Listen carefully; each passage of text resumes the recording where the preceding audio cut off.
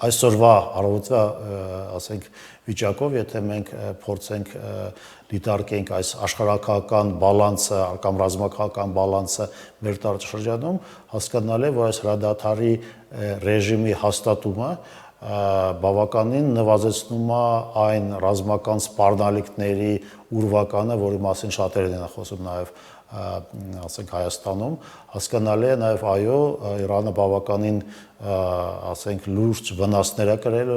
բայց նաև չափազանց զայրացած ունի եւ հասարակություն եւ քաղաքական էլիտա եւ նաև այն արձագանքները, որոնք որ երեք մենք նաև տեսանք ուղղված Ադրբեջանին եւ Ադրբեջանի հնարավոր եւ նույնիսկ տեսանելի անմիջական աջակցությանը Իսրայելի հետախուզական եւ ռազմաօդային հարվածներում, կարծում եմ որոշ